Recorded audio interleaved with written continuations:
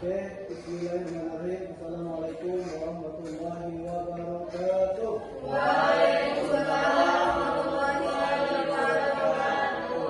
Oke, bagaimana kabarnya anak sekalian? Baik. Alhamdulillah. Masih semangat? Masih.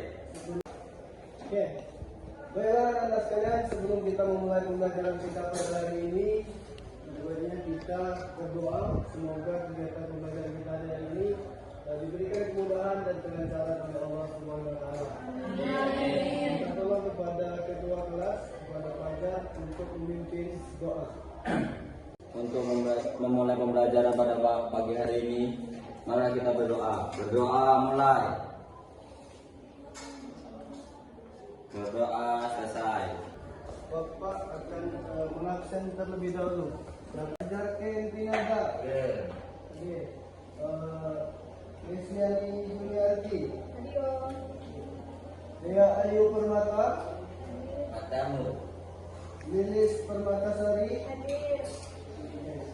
Baiklah, pada kesempatan pertemuan kali ini ada materi yang kita akan pelajari, yaitu tentang memahami akhlak terpuji dan menghindari akhlak tercela.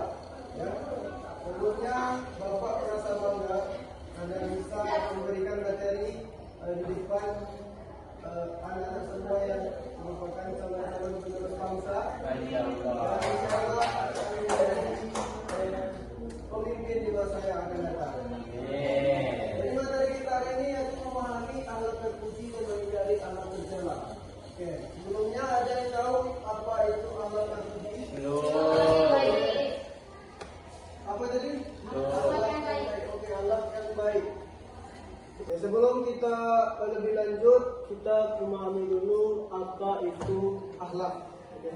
Jadi akhlak itu merupakan salah satu mungkin tingkah laku atau perbuatan seseorang yang memang bawaan dari lahir.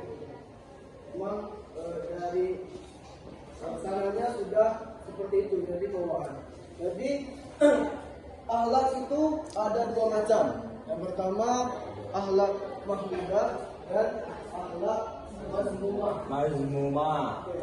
Yang dimaksud akhlak mahmudah itu artinya akhlak terpuji, ya, yaitu macam-macam sikap dan tingkah laku yang baik atau terpuji dan tidak merugikan diri sendiri dan bahkan bisa bermanfaat bagi orang lain. Oke. Ada yang bisa menyebutkan contoh dari akhlak terpuji?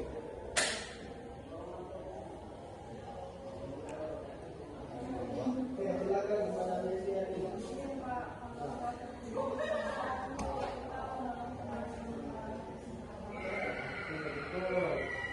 Kedua yaitu akhlak tercela atau mazmumah adalah segala macam sikap atau tingkah laku yang buruk atau tercela dan bisa merugikan diri kita sendiri maupun bagi orang lain.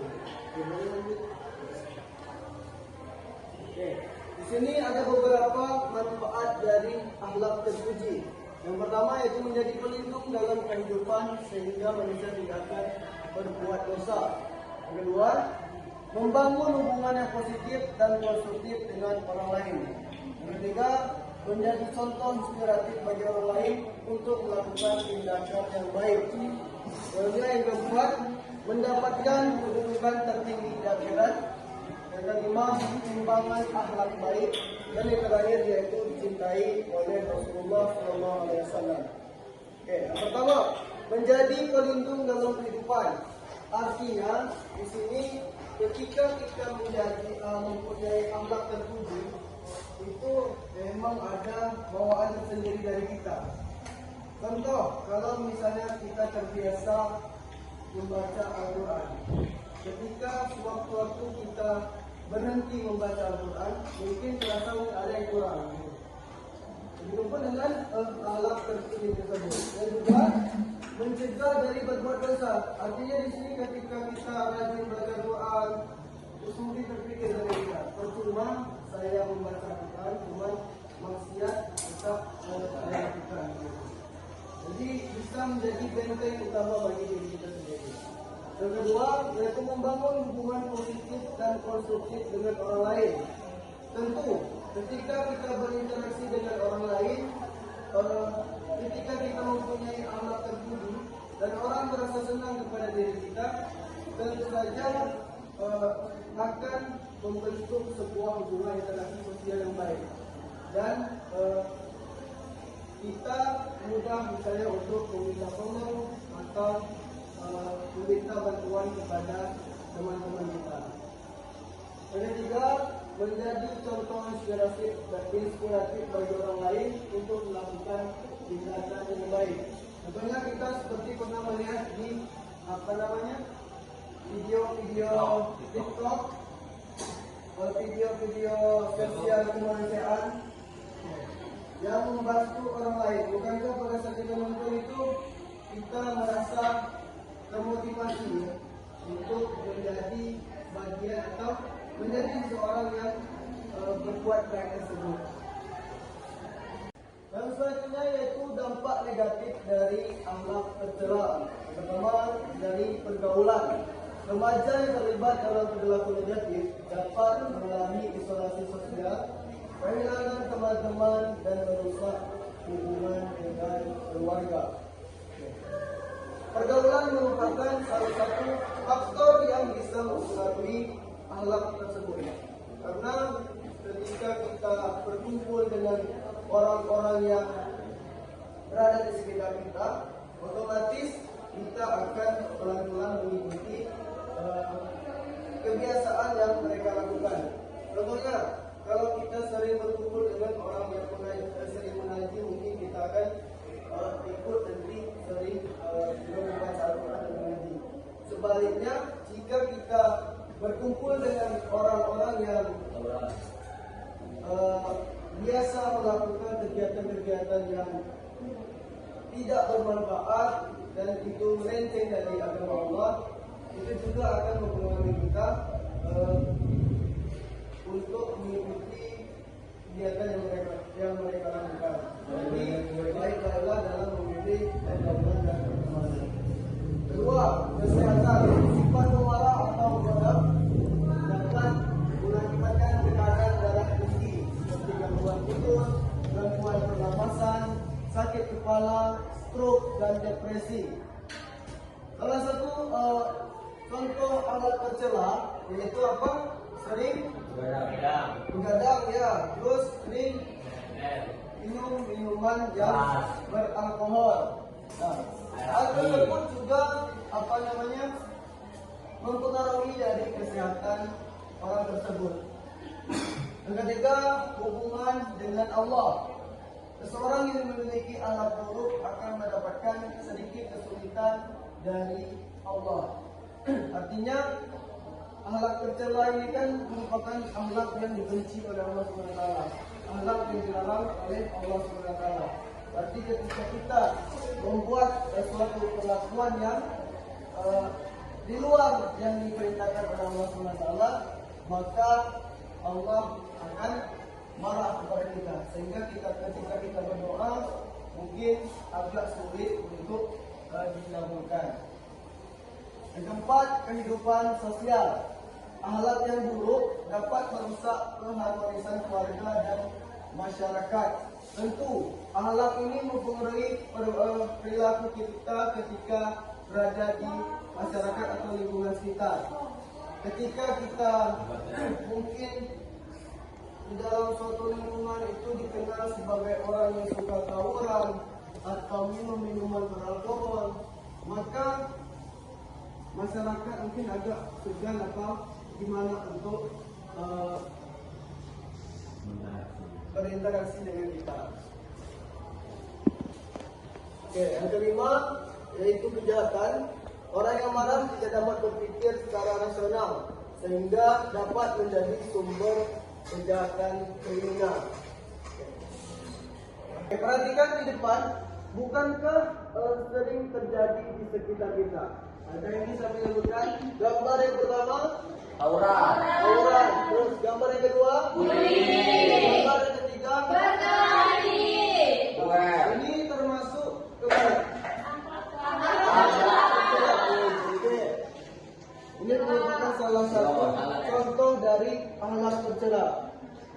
bisa merugikan diri kita sendiri maupun orang lain. Lanjut. Jika tadi itu perbuatan akhlak tercela, maka sini merupakan kebalikannya, yaitu Akhlak terpuji. Oke. Yang menyebutkan sesuatu yang pertama Mengaji. berbagi. Yang kedua, Tepat kepada orang tua. oke, yang ketiga, Mengaji, belajar ilmu agama. itu merupakan salah satu contoh dari akhlak terpuji. Artinya bisa bermanfaat bagi diri kita sendiri maupun orang lain.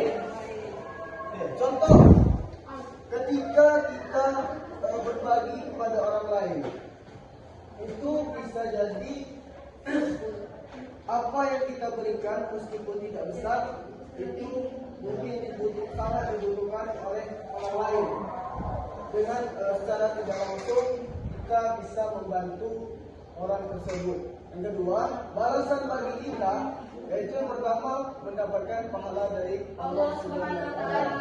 Oke. Terus yang selanjutnya, seperti yang saya katakan tadi, kita bisa membantu saudara-saudara kita yang mungkin kekurangan gitu. Dan oke, biar teman-teman tidak merasa bosan dan kembali fokus kepada pembelajaran kita hari ini. Oke, silakan bukunya dilepas terlebih dahulu, perhatikan di depan.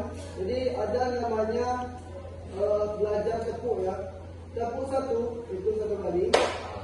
Tepuk dua kali kiri kanan. Oke, tepuk tiga kiri kanan depan. Oke. Tepuk empat dua kali kanan, dua kali kiri. Dan tepuk lima dua kali kanan, dua kali kiri, satu kali atas. Bisa? Oke. Kita coba. Satu, dua, tiga. Tepuk satu, dua, tiga, empat. Nah, empat tuh, empat. Sekali lagi coba. Tepuk satu, dua, tiga, empat, lima.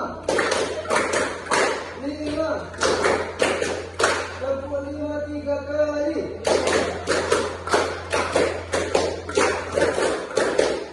Indonesia. Indonesia. Indonesia. Oke, tepuk tangan dulu. Pembahasan yang telah Bapak paparkan tadi.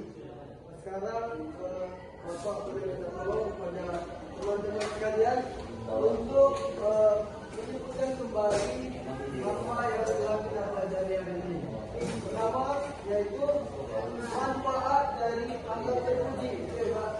Boleh kita tolong salah satu orang untuk menjawab?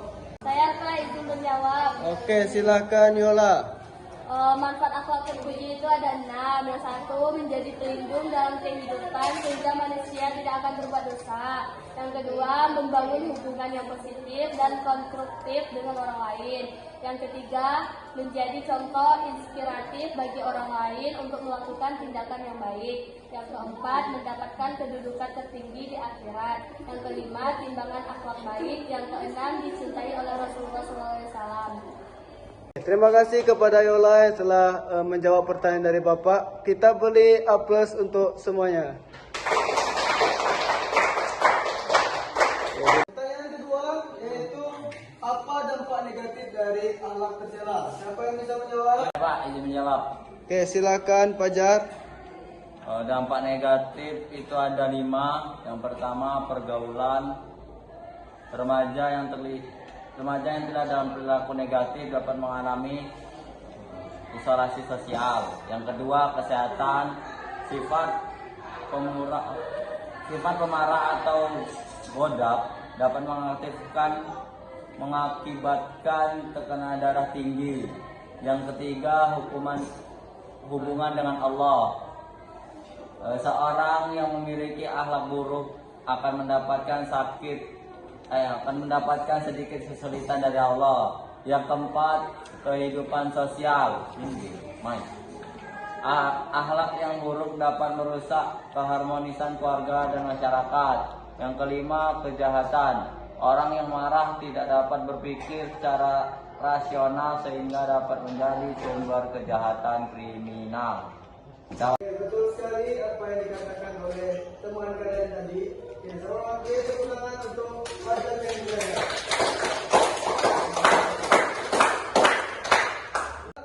Sebelum kita menutup pembelajaran kita hari ini, mari sama-sama kita mengucapkan lafaz hamdalah. Oke, Bapak tutup. Wallahul muwaffiq ila aqwamit thoriq. Wassalamualaikum warahmatullahi wabarakatuh. Pelajaran kita cukupkan sampai hari ini. Bapak harap semoga apa yang kita pelajari tadi itu bisa kita ambil ilmunya dan bisa kita terapkan dalam kehidupan kita sehari-hari. Pesan Bapak hari ini, tetaplah jadi orang baik. Jika beruntung kamu akan menemukan orang baik, jika tidak kamu harus berubah menjadi orang baik. Jadi tetaplah jadi yang terbaik. Oke. Mungkin saja yang dapat Bapak dapat sampaikan. Minggu depan mohon kepada teman-temannya yang tidak hadir, silakan untuk dihubungi, dicari tahu kenapa alasannya tidak hadir. Jangan sampai tidak ada keterangan.